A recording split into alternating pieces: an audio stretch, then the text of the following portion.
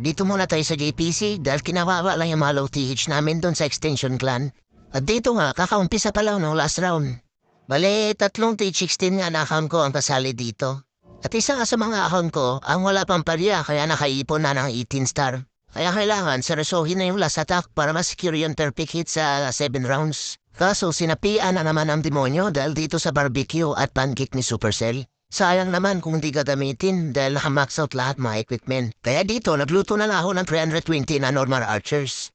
Ang cute nga nila tignan at siksikan sila sa army camp. Kaso nahuli ako ni Ma'am Jen sa pinaplano ko.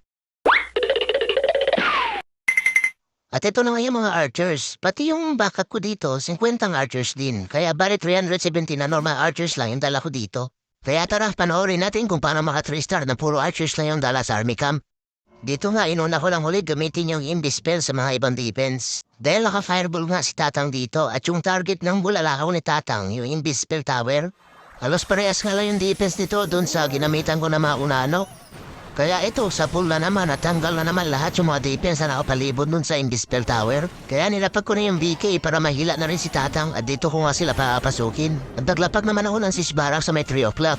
At nilapag ko na nga dito yung tupakin na Archer Queen at tinutok nga yung malaking pana niya dun sa kabilang Imbis Tower. Tapos nilapagan ko lang ng isang quick spell para mabawasan na rin yung mga hit points na mga defense na nakapalibot dun sa Imbis Tower. At nilapag ko na nga yung hero na tomboy dun sa may taas. At ginamit nga agad yung ability niya na Seeking Shield at Rocket Spear.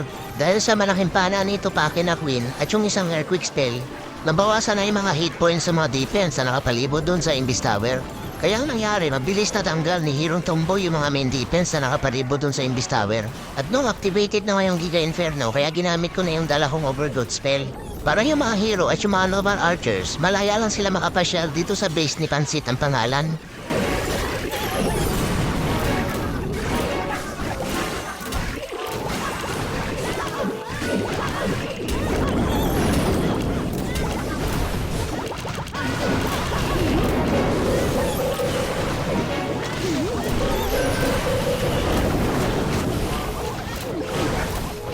At dito nga, sigurado na ngayon 3 star dahil buhay pa lahat ng mga hero. At meron pa nga natitirang isang Rage at saka isang Priest. Kaya tuwang-tuwa yung Apnoy na BK dito. Dahil nagawa pang makipaglaro sa ipo-ipo at paikot-ikot pa nga. Habang inaantay mawala yung effect ng Overgrowth spell. At meron nga dalawang nanonood dito sa panty-trip ko sa base ni Pansit ang pangalan. Sigurado ako yung mga kalaban to dahil tiniming ko yung pag-attack ko dito na walang online sa amin. Dahil sa nauna na nga sila umatak at nakakuha na nga ng 3 star, kaya ito, naitabla ko na kaagad.